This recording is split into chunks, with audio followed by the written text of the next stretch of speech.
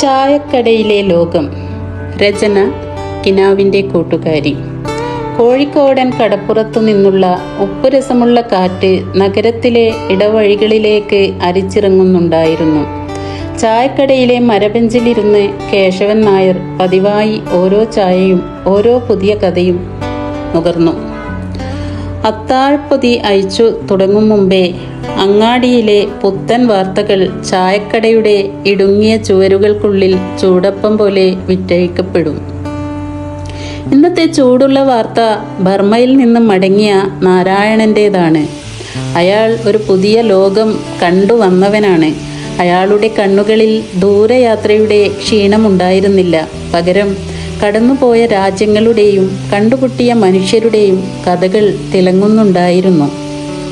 കേശവൻ നായർ അയാളെ സൂക്ഷിച്ചു നോക്കി. ഓരോ മനുഷ്യനും ഓരോ ലോകം, ഓരോ യാത്രയും ഓരോ പുസ്തകം. അവിടെ അങ്ങകലെ ബർമ്മയിൽ മലകൾ സ്വർണത്താൽ പൊതിഞ്ഞതുപോലെ തോന്നുമത്രേ. നാരായണൻ പറഞ്ഞു. ബുദ്ധന്റെ പ്രതിമകൾക്ക് താഴെ ആളുകൾ മെഴുകുതിരികൾ കത്തിക്കുന്നു. അവിടുത്തെ പുഴകൾക്ക് നമ്മുടെ പുഴകളേക്കാൾ ആഴമുണ്ട്. മനുഷ്യർക്ക് നമ്മുടെ മനുഷ്യരെക്കാൾ സ്നേഹവുമുണ്ട്. ചായക്കടയിലെ മറ്റു ചായ കുടിക്കുന്നവർക്ക് അത്ഭുതമായി. അവർക്ക് അവരുടെ ജീവിതം ഈ ചായക്കടയുടെയും അങ്ങാടിയുടെയും അതിരുകൾക്കുള്ളിൽ ഒതുങ്ങിയിരുന്നു. പക്ഷേ നാരായണൻ, അയാൾ അവരെ മറ്റൊരു ലോകത്തേക്ക് കൂട്ടിക്കൊണ്ടു പോവുകയായിരുന്നു. വാക്കുകളിലൂടെ കേശവൻ നായർക്ക് ഓർമ്മ വന്നു. ചെറുപ്പത്തിൽ താനും ഒരു യാത്ര സ്വപ്നം കണ്ടിരുന്നു. ലോകം ചുറ്റി സഞ്ചരിക്കണം, ഓരോ നാട്ടിലെയും മനുഷ്യരെ കാണണം. പക്ഷേ ജീവിതത്തിൻ്റെ കെട്ടുപാടുകൾ, കുടുംബത്തിൻ്റെ ചുമതലകൾ അതവനെ ഈ ചായക്കടയുടെ ബെഞ്ചിൽ തളച്ചിട്ടു. അവിടെ കണ്ട ഓരോ മുഖത്തിനും ഓരോ കഥ പറയാനുണ്ടായിരുന്നു. നാരായണൻ തുടർന്നു. അവർക്കൊരു പരാതിയുമില്ല. പട്ടിണിയാണെങ്കിലും അവർ പുഞ്ചിരിക്കും. ആ പുഞ്ചിരിക്ക് ഈ സ്വർണത്തേക്കാൾ തിളക്കമുണ്ടായിരുന്നു. കേശവൻ നായർക്ക് അത്ഭുതമായി. താൻ ഇവിടെ ഇരുന്ന് ഓരോ ദിവസവും കണ്ടുമുട്ടുന്ന മനുഷ്യർക്ക് പുഞ്ചിരിയില്ല. ഉള്ളിൽ നിറയെ പരാതികളാണ്. എവിടെയാണ് ആ വ്യത്യാസം? അയാൾ ചിന്തിച്ചു.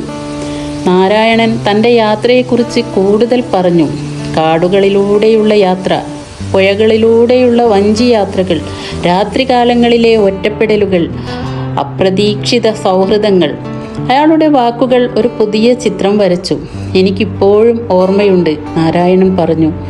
ഒരു ബുദ്ധ സന്യാസി എനിക്ക് തന്ന ഒരു പൂവ്. അത് വാടിയെങ്കിലും അതിൻ്റെ മണം ഇന്നും എൻ്റെ ഉള്ളിലുണ്ട്. ആ മണം വെറും പൂവിൻ്റേതായിരുന്നില്ല, അത് ലോകത്തിൻ്റെ സ്നേഹത്തിൻ്റെ മണമായിരുന്നു. ചായക്കടയിലെ ബൾബിൻ്റെ വെളിച്ചം മങ്ങി. ആളുകൾ ഓരോരുത്തരായി യാത്ര പറഞ്ഞു പോയി. കേശവൻ നായർ മാത്രം അപ്പോഴും അവിടെയിരുന്നു. നാരായണൻ്റെ വാക്കുകൾ അയാളുടെ ഉള്ളിൽ ഒരു പുതിയ യാത്രയ്ക്ക് തുടക്കമിട്ടിരുന്നു. ശരീരം ഈ ചായക്കടയിൽ ഒതുങ്ങിയാലും മനസ്സിന് ലോകം ചുറ്റാൻ കഴിയുമെന്ന് അയാൾക്ക് മനസ്സിലായി. രാത്രിയുടെ നിശബ്ദതയിൽ കേശവൻ നായർ കടപ്പുറത്തേക്ക് നടന്നു. ദൂരെ കടലിൽ തിരമാലകൾ ഇരമ്പുന്നു. ഓരോ തിരയും ഓരോ കഥ പറയും പോലെ. ആകാശത്ത് നക്ഷത്രങ്ങൾ തിളങ്ങി. ഓരോ നക്ഷത്രവും ഓരോ ലോകം പോലെ. അയാൾ തൻ്റെ ഉള്ളിൽ ഒരു പുതിയ യാത്ര തുടങ്ങുകയായിരുന്നു. ലോകം ചുറ്റാൻ കഴിയാത്തവൻ്റെ ലോകയാത്ര.